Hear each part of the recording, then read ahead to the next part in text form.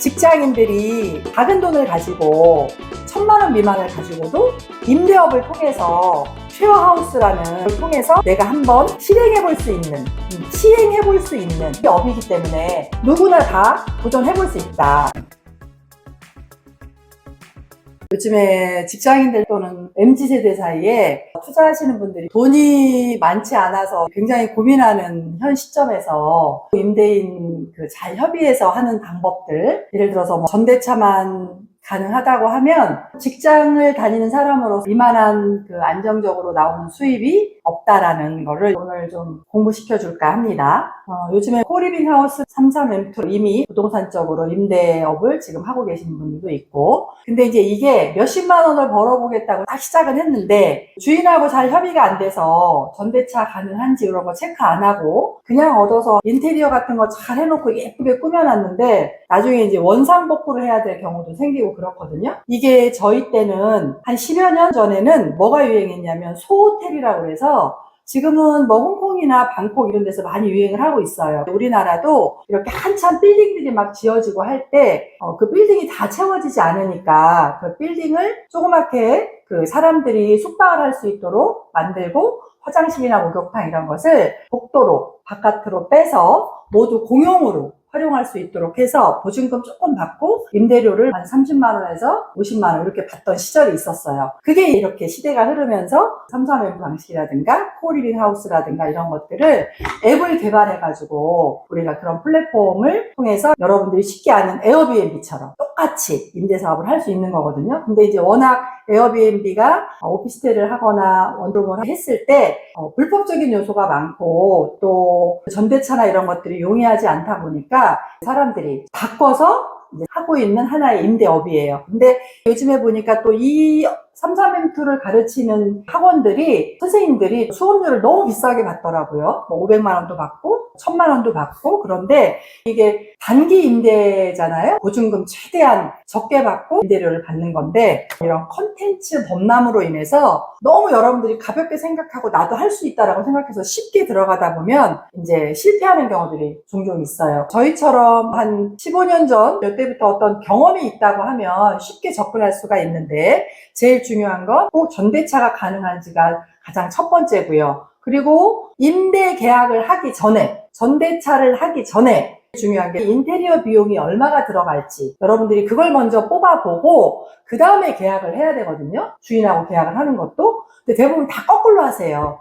이 모든 것들은 전대차만 가능하면 33M2라든가 이런 플랫폼이 있기 때문에 거기에다가 단기 임대 할 건데요. 에어비앤비가 가입하듯이 똑같이 가입을 하면 보증금 같은 걸 다 거기서 관리를 해주는 거란 말이야. 근데 일을 그러니까 거꾸로 하고 있다고. 모든 투자자들이, 불인이들이 전대차 되니까 예를 들어서 1억에 월 200만 원, 300만 원 내가 주고 인테리어를 해서 단기 임대를 해서 수익을 내보겠다라고 들어가는데 이건 거꾸로 간 거거든요. 여러분들이 사업을 하는 데 있어서. 그러니까 제일 중요한 오늘의 포인트는 여러분들이 이렇게 임대 사업을 할 때는 내 건물이 아니고 주인이 따로 있기 때문에 먼저 이런 비용에 인테리어 비용이 여러분들이 생각했던 것보다 훨씬 더 많이 들어가요. 계약하기 전에 여기에 도배 바르고 장판 바꾸고 화장실 고치고 이런 거 하는 거 얼마인지 한번 일단 물어보세요. 이렇게 얘기를 해주면 좋은데 그렇게 얘기를 먼저 해주는 주인이 없다. 왜? 나는 월 임대료만 받으면 되니까. 그래서 여러분들이 전대차를 할 물건을 먼저 보고 인테리어 업자하고 충분히 상의해보고 그 다음에 전체적으로 견적서를 디테일하게 뽑아서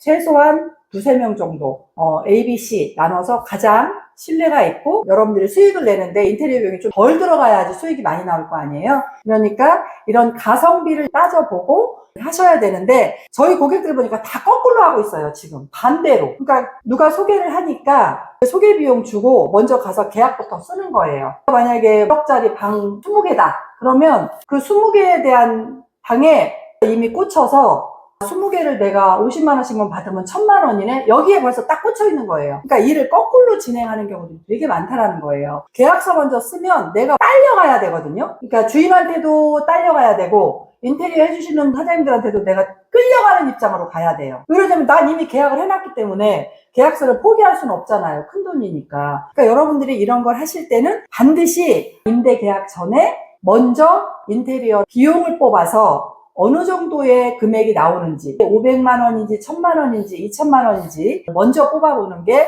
포인트다. 그걸 알아두시면 좋다라는 거죠. 지금 저희 고객들도 운영하는 방법을 여러 경로를 통해서 저한테 물어보시기도 하는데 직장이 있기 때문에 어차피 여러분들이 직접 하실 거 아니고 공인중개사라든가 뭐 아르바이트생을 써서 직접 방을 여러 개를 운영을 하게끔 한다거나 이런 경우도 있지만 이게 중요한 게 아니고 제일 중요한 건 인테리어 비용을 먼저 반드시 체크해보고 그 다음에 이제 소개해주신 것도 공인중개사 비용이 있잖아요. 매매가 아니고 임대로 가는 거기 때문에 공인중개사 수수료는 뭐 0.9% 다 다르잖아요. 뭐 예를 들어서 호텔이면 호텔, 오피스텔이면 오피스텔 그 수수료가 다 다르거든요. 이런 경비를 여러분들이 무시하면 한참 있다가 수익을 내는 그런 상황이 발생할 수가 있어요. 그러니까 또 렌트프리 하는 것도 대부분 한 달 정도 주신다고 하는데 저희를 통해서 하시는 분들은 보통 2달 이상 이렇게 해야 충분히 인테리어 업자를 선정하는 것도 시간적인 여유를 두고 갈 수 있기 때문에 그런 부분들을 여러분들이 꼼꼼하게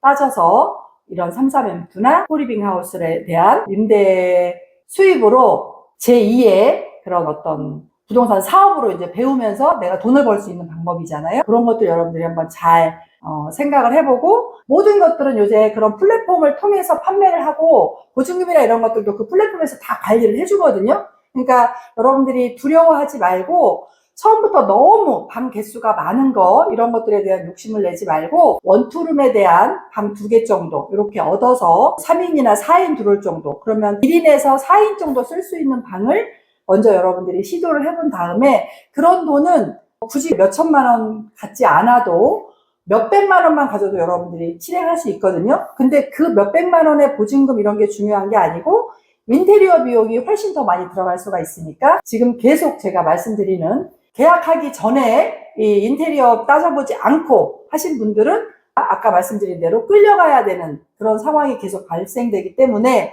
직장에 가서 일하면서도 좋지 않은 심장의 바운스가 계속 뛴다라는 거죠. 그래서 여러분들이 꼭 불안한 하루를 보내지 않기 위해서는 인테리어에 대한 계약을 반드시 1, 2, 3 이렇게 3명 정도 업자들을 만나서 체크해 보신 다음에 결과로 들어가시는 게 어떨까 하는 제 개인적인 생각으로 오늘은 공부를 시켜봤습니다. 직장인들이 임대업을 통해서 쉐어하우스라는 걸 통해서 작은 돈을 가지고 1000만 원 미만을 가지고도 내가 한번 시행해 볼 수 있는 이 업이기 때문에 누구나 다 도전해 볼 수 있다. 단 부동산 물건 자체가 전대차가 가능한지를 반드시 체크를 해야 되고 전대차가 된다고 해서 계약서를 먼저 쓰는 게 아니고 인테리어 비용이라든가 기타 비용, 제반 비용이 얼마나 나가는지에 대한 견적을 먼저 내보는 게 첫 번째인데 대부분 전대차가 가능하다고 해서 계약서를 써놓고 그 다음에 인테리어를 알아보면 직장인으로서 매일 가서 거기에 매달릴 수 없기 때문에 수익을 내는 꿈을 안고 뛰어들었다가 결국은 골칫덩어리를 안고 가는 경우들이 많다라는 거지. 그냥 내가